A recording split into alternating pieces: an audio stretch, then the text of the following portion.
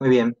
Eh, quiero, quiero aprovechar esta oportunidad para compartirles algo que hace unos años el pastor José María Casanovas eh, me compartió con respecto a una inquietud de la educación, de acompañar a los niños en la educación dentro de la congregación, dentro de la iglesia. Eh, y bueno, me parece un buen momento como para poder aprovechar, espero que sea de bendición, y les ruego que podamos estar atentos y que me acompañen con lo que son las bases de una educación cristiana. Voy a sacar el video para que no haya ningún tipo de distracción y vamos a avanzar. Bien, bases de una educación cristiana, psicología del desarrollo desde una perspectiva bíblica. Eh, lo que, lo que vamos a ver y lo que me van a ir acompañando con cada una de estas diapositivas es para que visualmente nos pueda ayudar, no solo a mí, que tengo que exponerlo, sino también a ustedes para poder tener una comprensión de algunos conceptos que sería bueno que tengamos en cuenta y muy presente. Eh, la psicología eh, habla desde la mirada del desarrollo del niño, desde muy pequeño hacia adulto, pero todo ese desarrollo, ¿qué es lo que pasa? Ojo, atención, son teorías del hombre, pero lo que nosotros pasamos acá es contrastarlo bíblicamente, pero debemos conocer todos estos aspectos. Como les decía, en principio vamos a arrancar con estos puntos, ¿sí? Lo que hace la psicología del desarrollo es examina el desarrollo emocional e intelectual de una persona desde el nacimiento hasta la edad adulta. Tenemos esta mirada, cada uno de estos puntos lo vamos a ir desarrollando a medida que vamos avanzando, desde una evaluación de diferentes corrientes, ¿sí? Desde la psicología y la pedagogía, ¿sí? La enseñanza y el desarrollo moral y espiritual, pero lo que más nos concierne, como le decía recién, las etapas del desarrollo en la vida. Por todos estos puntos vamos a ir pasando y les voy a pedir que me acompañen. Eh, Evaluación de diferentes corrientes de la psicología y la pedagogía. Eh, Esto es con respecto a cómo se examina el desarrollo de esta psicología, desde lo emocional y desde lo intelectual. ¿Sí? Desde el nacimiento hasta la edad adulta. Para nuestros temas es importante notar que no existe una sola psicología del desarrollo. Diferentes psicólogos tienen diferentes opiniones, es decir, estando tanto una vereda como la otra, algunos hablan de que es más importante lo emocional, otros dicen que lo intelectual, ni siquiera están de acuerdo con respecto a este tipo de teorías, pero que las dos están presentes, ¿sí? Lo que nosotros sabemos, quien conoce el alma humana mejor que cualquier otro, es Dios. Por eso, consultaremos la palabra de Dios para saber cómo poder interpretar correctamente el desarrollo de un niño. Sigamos avanzando. Hay factores externos y factores internos con respecto a las influencias que determinan el desarrollo de la persona, según estas teorías, ¿eh? ¿Qué son las externas? Y las externas son todas las influencias desde afuera, es decir, el ambiente donde se desarrolla el niño, puede ser también las influencias familiares, desde la escuela, tenemos el clima, la alimentación, el lugar en donde se desarrolla el niño. Los internos, bueno, el mismo nombre lo dice, ¿no? Lo que concierne dentro de la persona, su herencia genética, la constitución física, lo psicológico, los talentos, los ciertos intereses que pueden pasar por la mente de ese niño. Todos esos son factores de desarrollo. Ahora, lo que está claramente ante la Biblia, ante la luz de la palabra del Señor, es que ninguno de los dos son los que determinan y influyen en todo esto. Y hay metas para cada uno de esos desarrollos, según estas corrientes psicológicas, tanto externas o internas, tienen sus metas.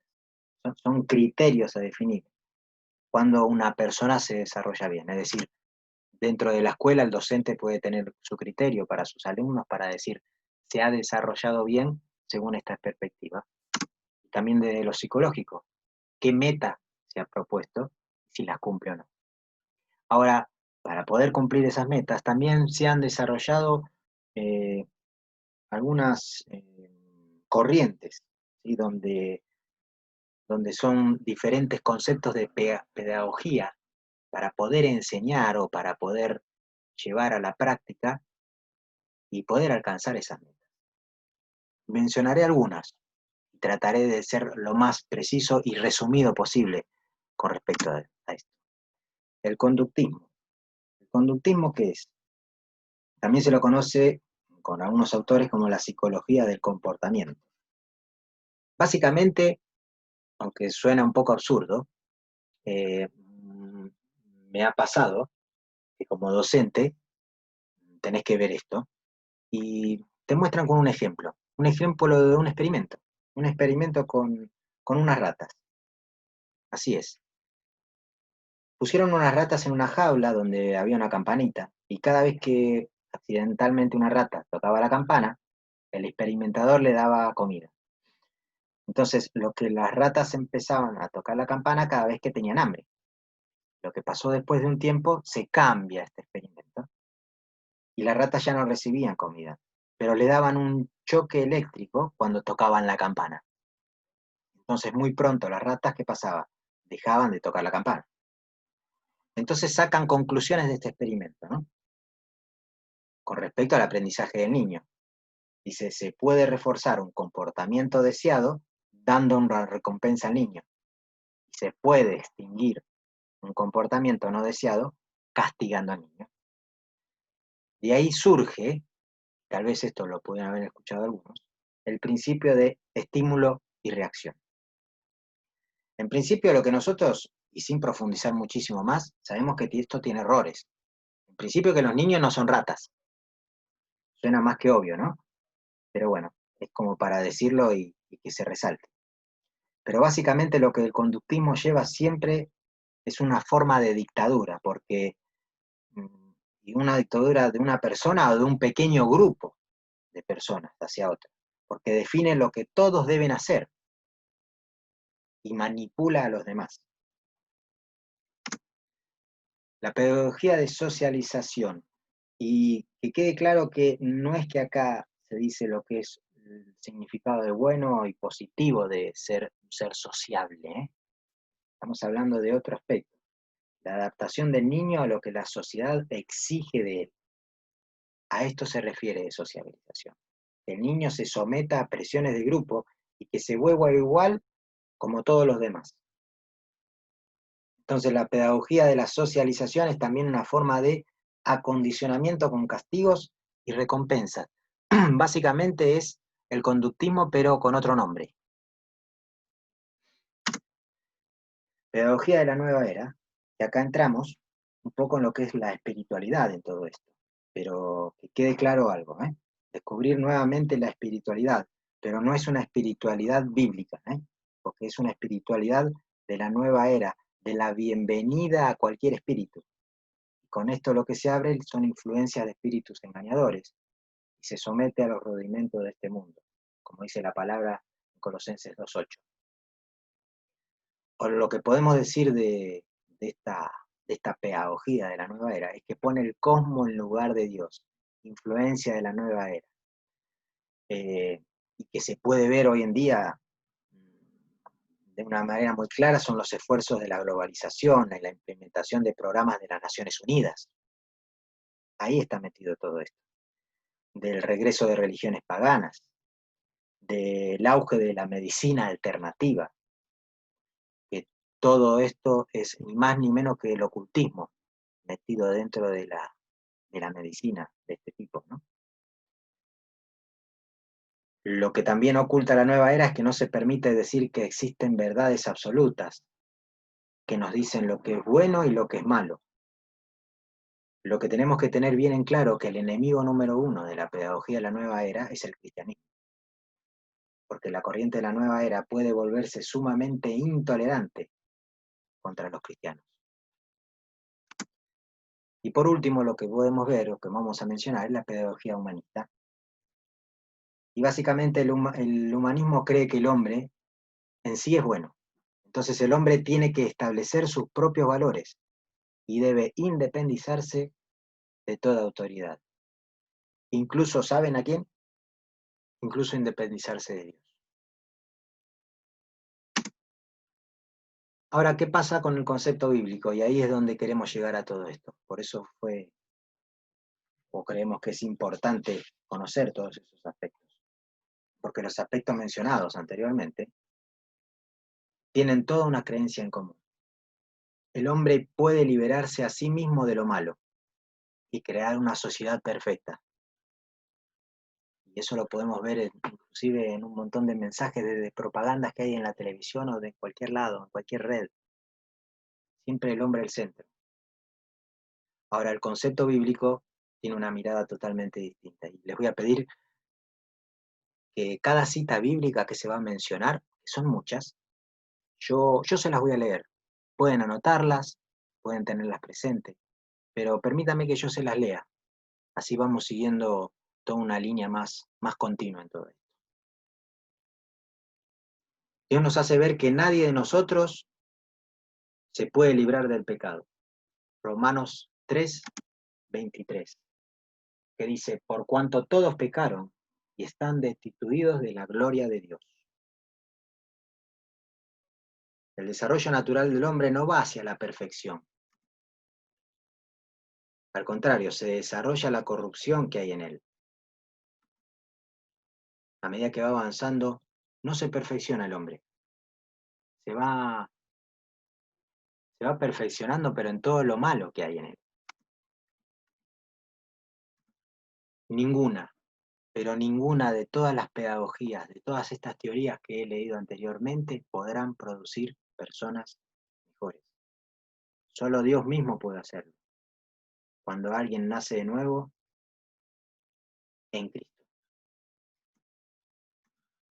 Solo Dios puede hacerlo. Segunda de Corintios 5:17, y dice, de modo que si alguno está en Cristo, nueva criatura es. Las cosas viejas pasaron. He aquí, son todas hechas nuevas. Seguimos en el concepto bíblico. ¿Sí? La renovación de la mente sucede a medida que el cristiano, sea niño, pero también el adulto, se entrega más y más al Señor. Romanos 12:1.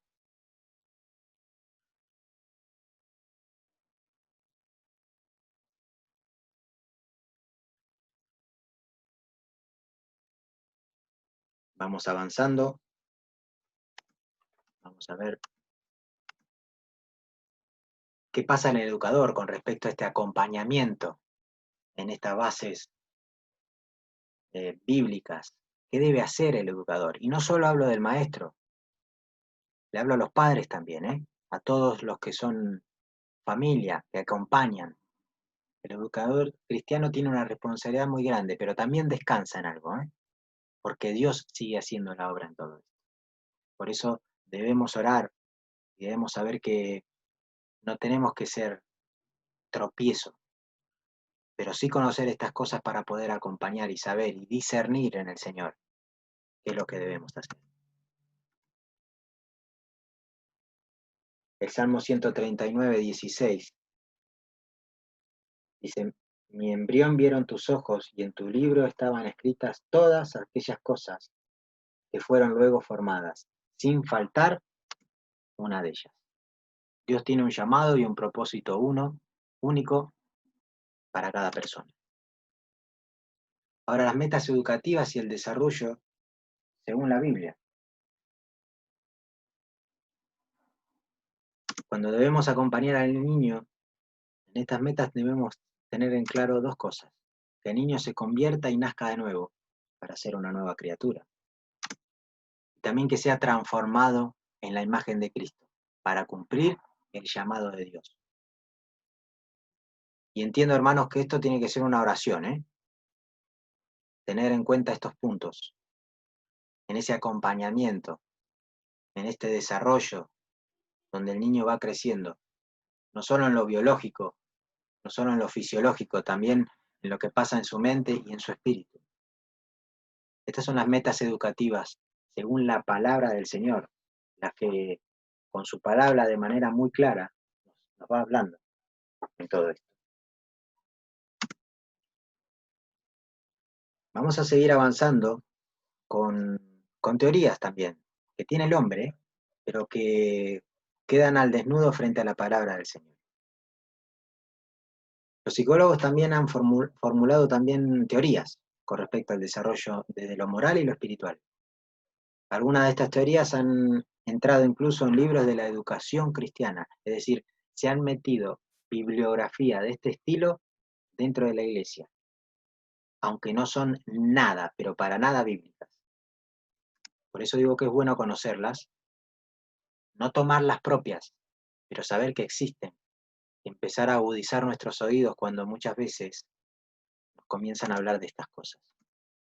Este es un autor que tiene estos puntos, que desarrolla o trata de enumerar lo que es con respecto al juicio moral. El primer punto lo que dice es recompensa y castigo. El niño se deja llevar simplemente por acciones de sus padres, y si es recompensado por algo debe ser bueno, y si es castigado, esto debe ser malo.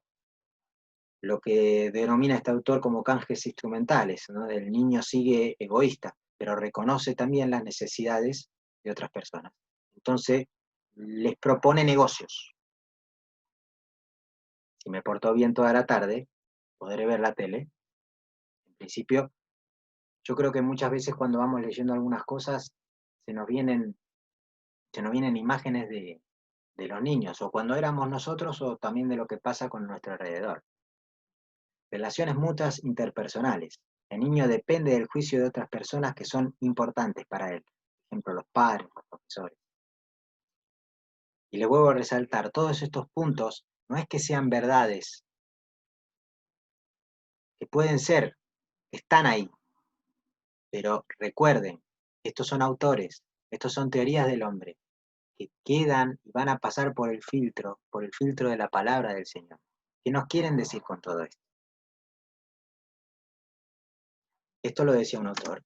Y el desarrollo de la fe religiosa, otro autor, James Fowler, que no solamente casi que menciona estos mismos puntos, pero le da un punto más, que es el cero, que es la confianza primitiva. ¿A qué se refiere con confianza primitiva? Que es la etapa de un bebé que simplemente confía. Más adelante vamos a hablar de esa etapa, pero con respecto a la Biblia. La fe intuitiva o proyectiva, el niño depende de su propia imaginación. Lo que él se imagina debe ser verdad. Una fe mítica literal, el niño cree literalmente a todo lo que le cuentan.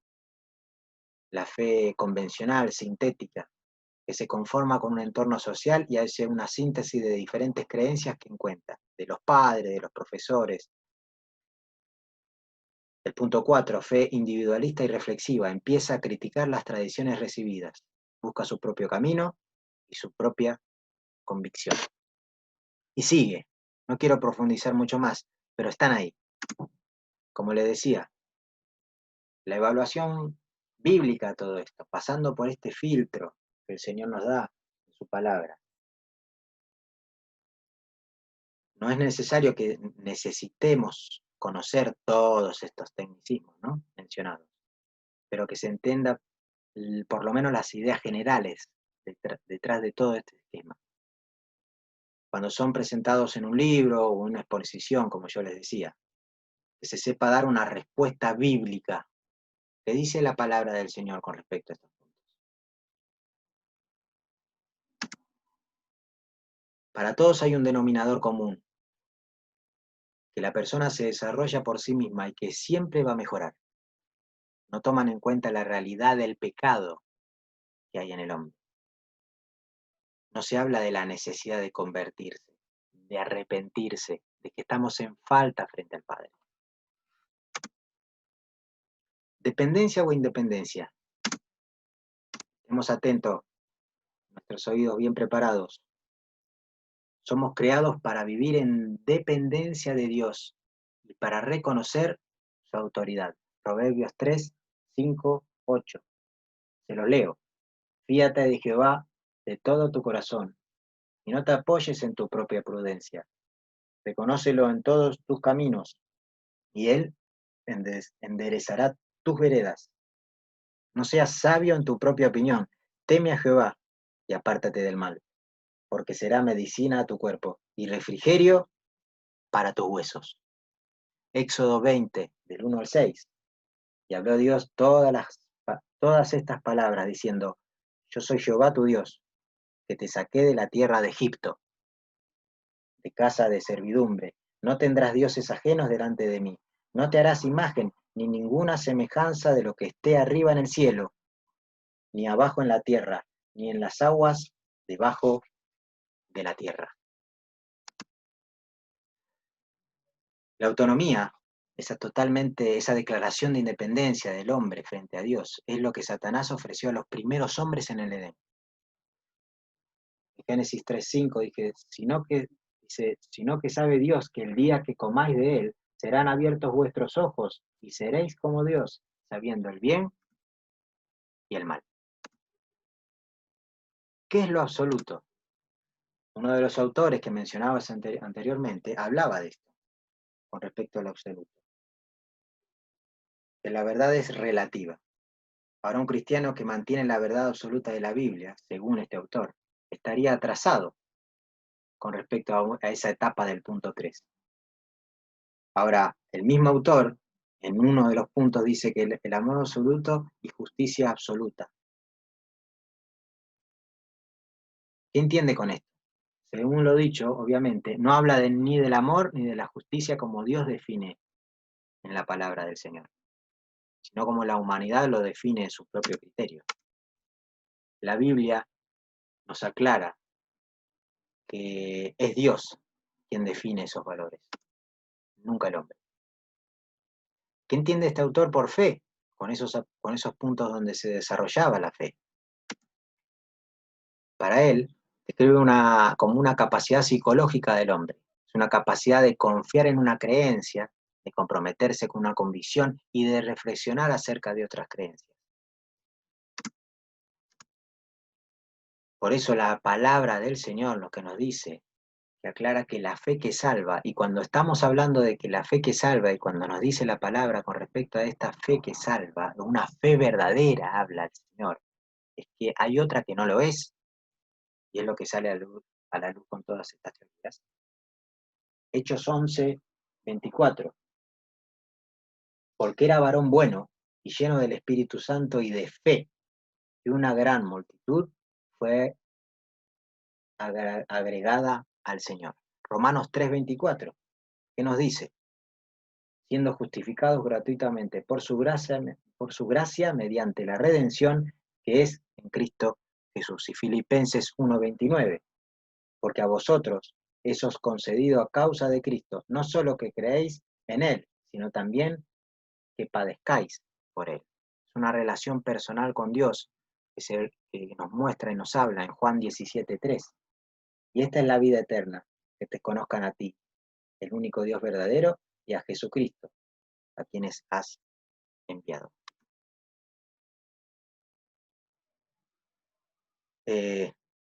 Y toda esta mezcla que nos habla de la fe bíblica, una fe psicológica, que no es bíblica, ha llegado a confundir y se ha metido dentro de la iglesia. Autores generalmente sostienen que un niño no puede convertirse realmente antes de llegar a la adolescencia. No pueden sostenerlo de ningún argumento bíblico, pero se apoyan en estas teorías mencionadas. Lamentablemente, y hago mención a esto, es lo que se ha captado de aquí y se ha metido dentro de estos conceptos, dentro de la iglesia.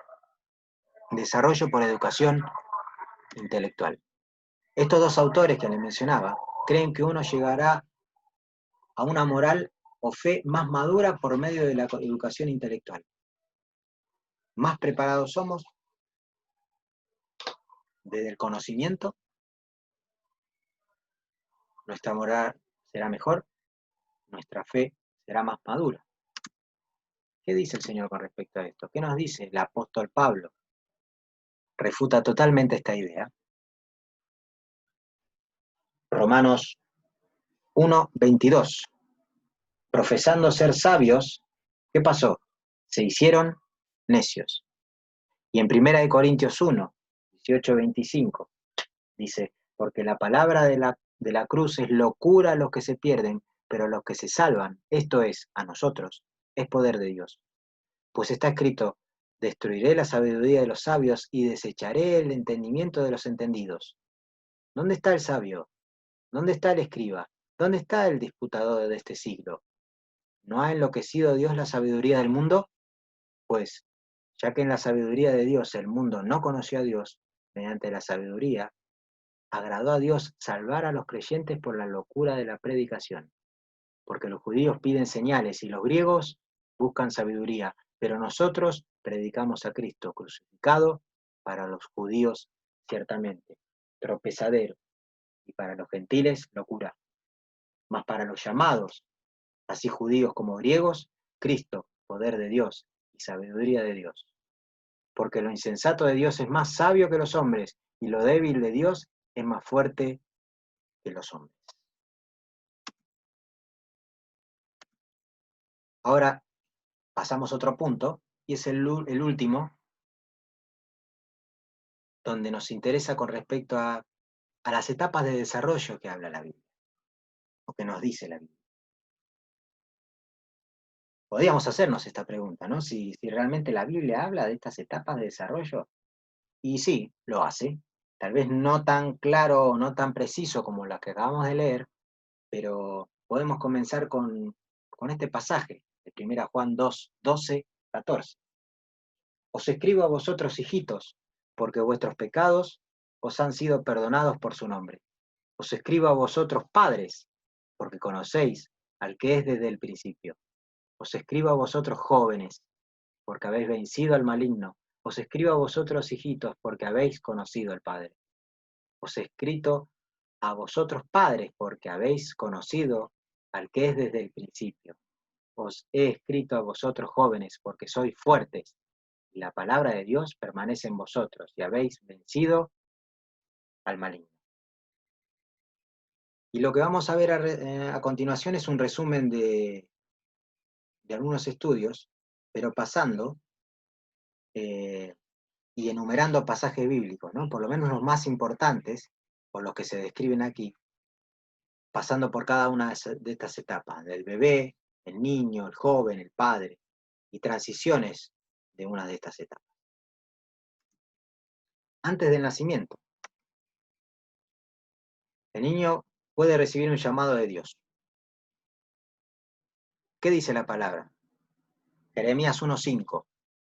Antes que te formase en el vientre, te conocí, y antes que nacieses, te santifiqué, te di por profeta a las naciones. Puede reaccionar a impulsos espirituales. ¿Dónde lo vemos esto? En Lucas 1:41-44. Y aconteció que cuando oyó Elizabeth la salutación de María, la criatura saltó en su vientre, y Elizabeth fue llena del Espíritu Santo, y exclamó a gran voz y dijo, bendita tú entre las mujeres y bendito el fruto de tu vientre, porque se me concede esto a mí, que la madre de mi Señor venga a mí, porque tan pronto como llegó la voz de tu salutación a mis oídos, la criatura saltó de alegría en mi vientre. Y también puede revelarse esa misma criatura, ¿cómo? Génesis 25:22. Y los hijos luchaban dentro de ella y dijo, si es así, ¿para qué vivo yo? Y fue a consultar a Jehová. Acá se está refiriendo a Ana. Pueden leerlo, pueden leerlo en esta cita bíblica, lo que acontecía en su vientre. Isaías 48:8, ¿qué dice?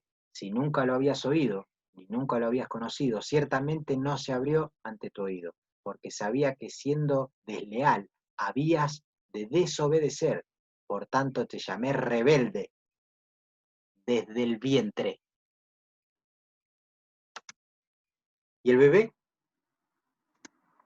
Dependencia completa de sus padres. Lucas 2:12 nos dice, esto os servirá de señal, hallaréis al niño envuelto en pañales, acostado en un pesebre. La imagen del Señor Jesús en el pesebre. Lucas 18:15 dice, traían a él los niños para que los tocase, lo cual viendo los discípulos le reprendieron. Segunda de Timoteo 3:15, y que desde la niñez has sabido las sagradas escrituras, las cuales te pueden hacer sabio para la salvación por la fe que es en Cristo Jesús. Mateo 11:25. En aquel tiempo, respondiendo Jesús, dijo, te alabo, Padre, Señor del cielo y de la tierra, porque escondiste estas cosas de los sabios y de los entendidos. ¿Y a quién se lo reveló? Y las revelaste a los niños. Hebreos 5:13. Todo aquel que participa de la leche es inexperto en la palabra de justicia, porque es niño. Avanzamos un poco más. En este cambio, en esa transición. ¿Qué nos quiere decir con esa etapa? Con esa etapa del destete. Génesis 21:8. Y creció el niño y fue destetado, e hizo Abraham gran banquete el día en que fue destetado Isaac. Samuel 1:22-24. Pero Ana no subió, sino dijo a su marido, yo no subiré hasta que el niño sea destetado, para que lo lleve y sea presentado delante de Jehová y se quede allá para siempre. Y Elcana, su marido, le respondió, haz lo que bien te parezca, quédate hasta que lo destetes, solamente que cumpla Jehová su palabra. Y se quedó la mujer y crió a su hijo hasta que lo destetó. Después que lo hubo destetado, lo llevó consigo, con 3 becerros, un efa de harina y una vasija de vino, y lo trajo a la casa de Jehová en Silo, y el niño era pequeño. Y el Salmo 131, versículo 2. En verdad que me he comportado y he callado mi alma como un niño destetado de su madre. Como un niño destetado está mi alma. La enseñanza que nos deja en algo tan particular, ¿no? Que marca mucho con esta transición, con esta etapa de esa relación entre la madre y el niño, ¿no? El destete indica que el ser destetado, el bebé, ¿sabe qué? Aprendió a confiar. Seguimos con estas etapas del mismo versículo. Ya el niño un poquito más grande. Su tarea es conocer al Padre para que sus pecados sean perdonados. Primera de Juan 2:12. Os escribo a vosotros, hijitos, porque vuestros pecados os han sido perdonados por su nombre. Os escribo a vosotros, padres, porque conocéis al que es desde el principio. Os escribo a vosotros, jóvenes, porque habéis vencido al maligno, y os escribo a vosotros, hijitos, porque habéis conocido al Padre. El niño aprende obediencia. Esto lo podemos leer en Efesios 6, 1 y 3. Hijos, obedeced en el Señor a vuestros padres, porque esto es justo. Honra a tu padre y a tu madre, que es el primer mandamiento con promesa, para que te vaya bien y seas de larga vida sobre la tierra. Proverbios 22:6 habla de la amistad, no solo con sus hermanos, sino también con sus compañeros, con sus pares, principios y valores espirituales. Instruye al niño en su camino, y aun cuando fuere viejo, no se apartará de él. Y el Bas Vivá para los hebreos y la adolescencia.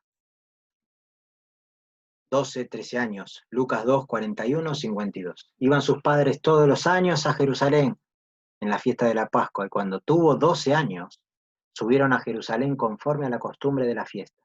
Al regresar ellos, acabada la fiesta, se quedó el niño Jesús en Jerusalén, sin que lo supiesen José y su madre. Y pensando que estaba entre la compañía, anduvieron camino de un día, y le buscaban entre los parientes y los conocidos, pero como no le hallaron, volvieron a Jerusalén buscándole. Y aconteció que 3 días después Le hallaron en el templo, sentado en medio de los doctores de la ley, oyéndoles y preguntándoles, y todos los que le oían se maravillaban de su inteligencia y de su respuesta. Cuando le vieron, se sorprendieron y les dijo a su madre, Hijo, ¿por qué no has hecho así? He aquí tu madre, tu padre, y yo hemos buscado con angustia. Entonces él le dijo, ¿por qué me buscáis? ¿No sabéis que en los negocios de mi padre me es necesario estar? Mas ellos no entendieron la palabra que les habló, y descendió con ellos y volvió a Nazaret, y estaba sujeto a ellos. Y su madre guardaba todas estas cosas en su corazón. Jesús crecía en sabiduría y en estatura y en gracia para con Dios y para con los hombres. El ejemplo del Señor Jesús, no solo como maestro, sino con esa relación que tenía en el Señor desde pequeño. Seguimos. El joven, Juan 2:13-14. Os escribo a vosotros, padres, porque conocéis al que es desde el principio. Y en Lamentaciones 3:27-33 nos dice, bueno le es al hombre llevar el yugo desde su juventud. Esto con respecto a lo que son las pruebas y las tentaciones, ¿no? Eran necesarias aplicarlas para vencer.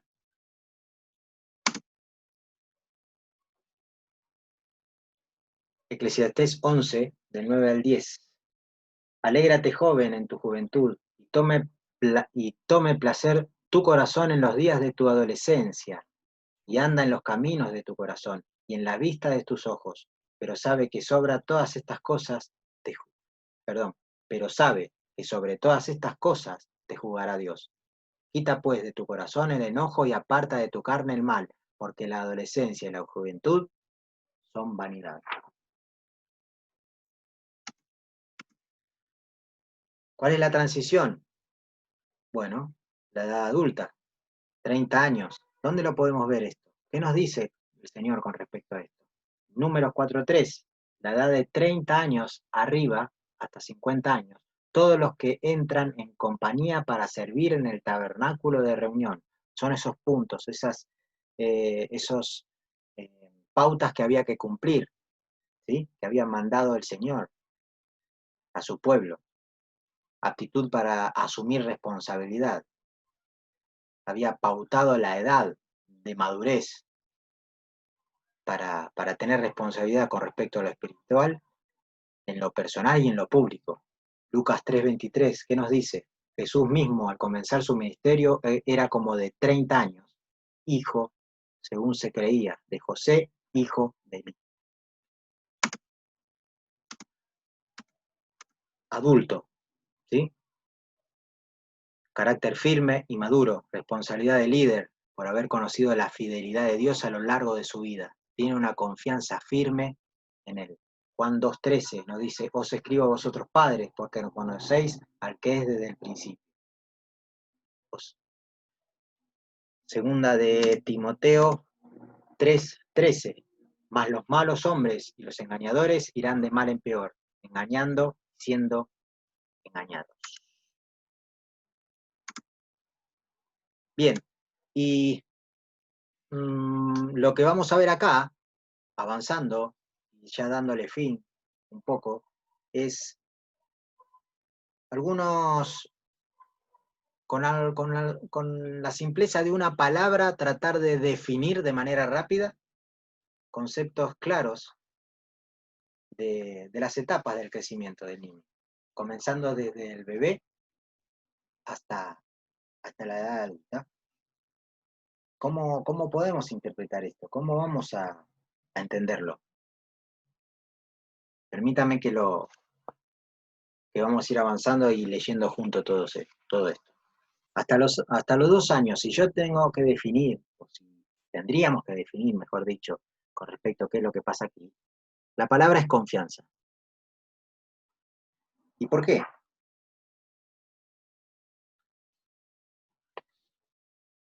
El niño aprende confianza desde muy pequeño, desde muy chiquito, desde niño, desde que nace. Recordemos que siempre lo primero que el niño aprende en esta etapa es esto, puede aprender de Dios. Podemos de manera simbólica acercarnos a Él y decirle, ¿quién creó la naturaleza? ¿De dónde sale este árbol? Los animales. ¿Existe un estado inocente de los niños? ¿Nosotros creemos eso? ¿Entendemos que es así o no?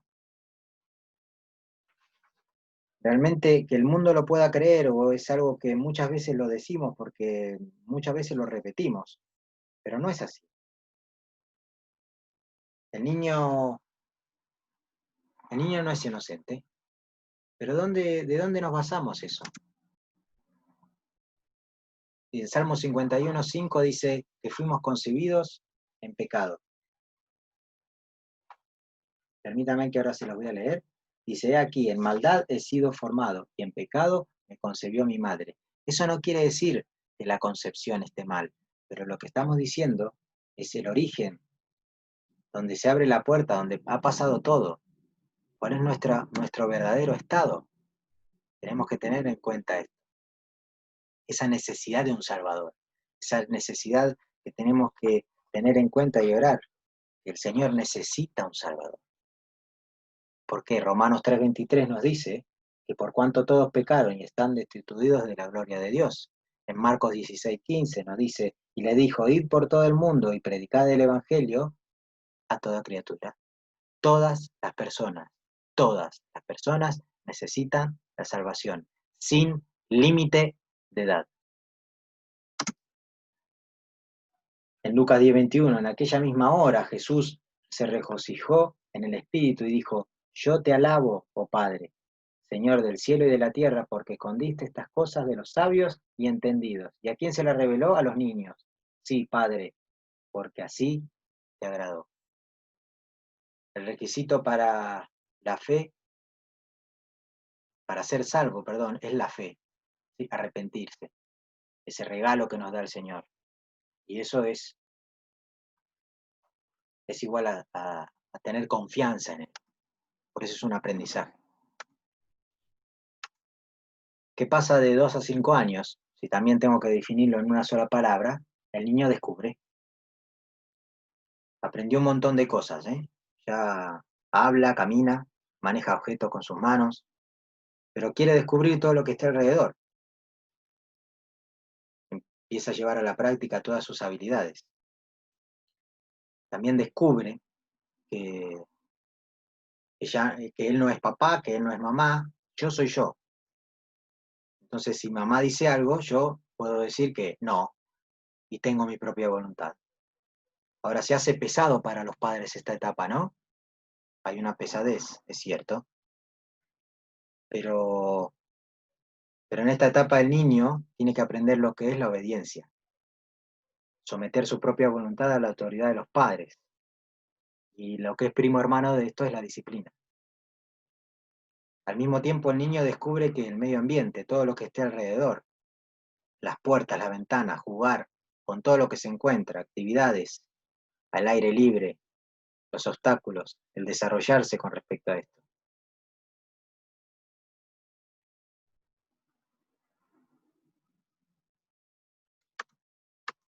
¿Qué más? Avancemos. 6, 8 años. Perseverancia.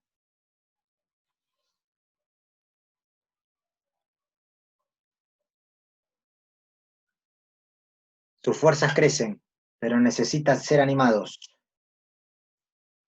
¿Qué quiere decir con esto? Bueno, tienen más fuerza, tienen que necesitan desafíos nuevos. Es normal, eso suele pasar. Pero está claro que deben darle trabajos que vayan de lo más fácil a lo más difícil, pero que se vea desarrollado o que pueda ver que tiene una finalidad para no tampoco generarle acostumbrarse a ciertas,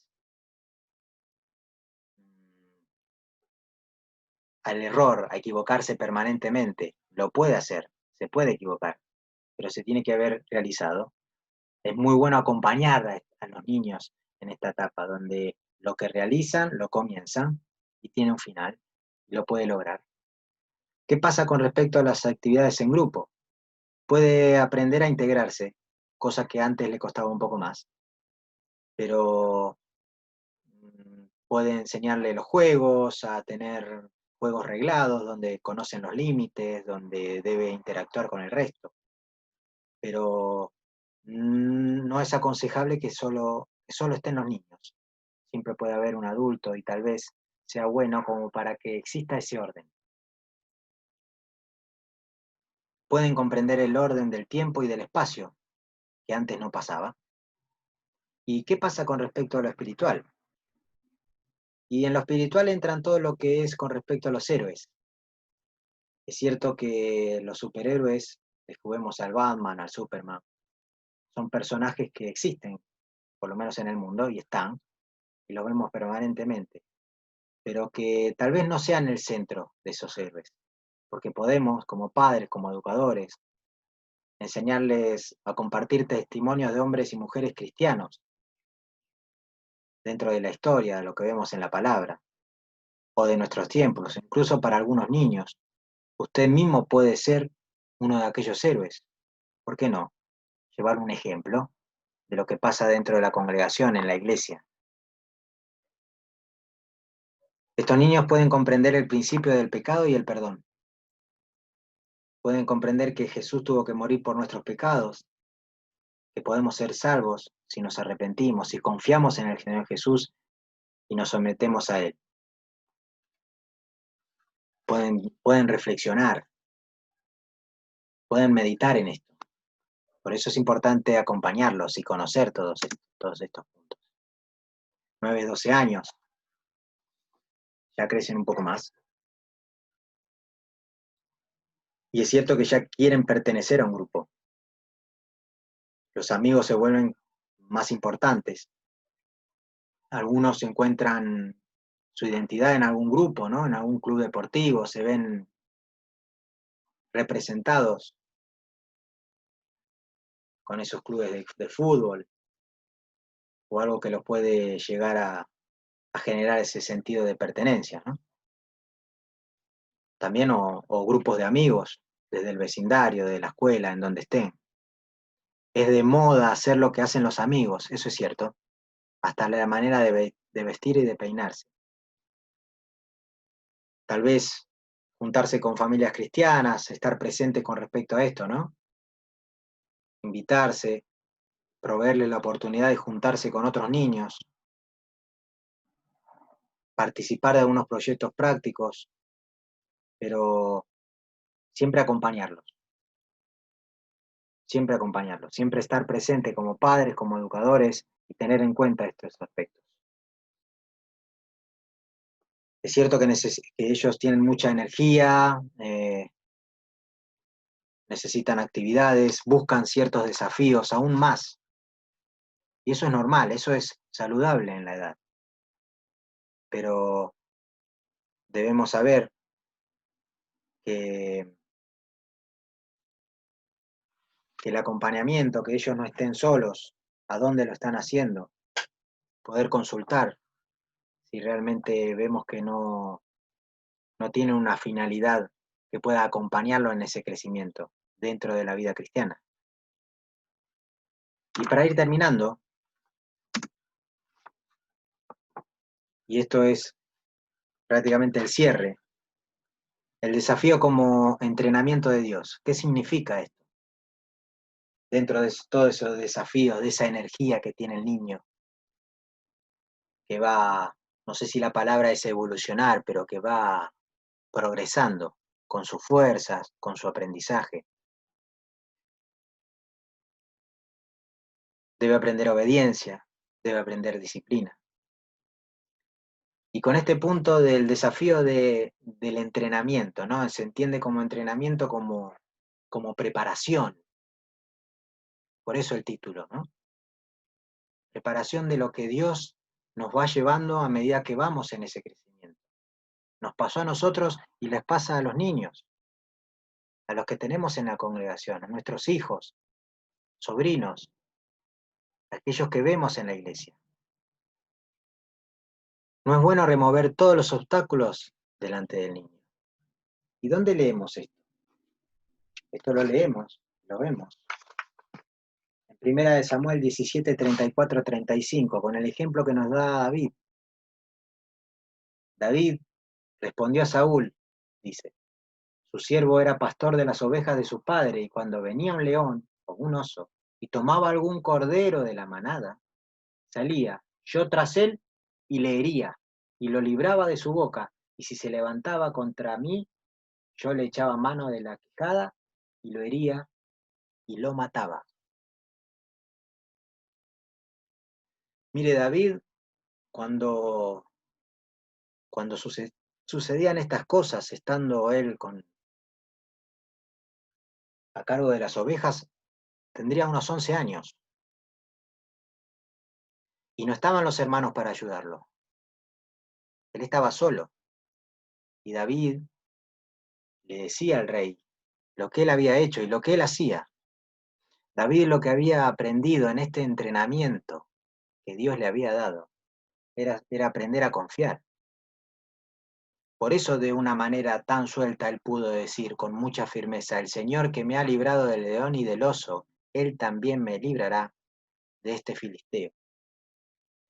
Recién le mencionaba con respecto a la frustración, no generarle frustración y que se acostumbre a frustrarse a cada rato al pequeño, pero sí que los obstáculos que va a tener, el oso y el león que les pueden llegar a aparecer a los pequeños, acompañarlos, orar con él y enseñarle a que tenga que afrontar esos problemas para aprender a confiar en el Señor.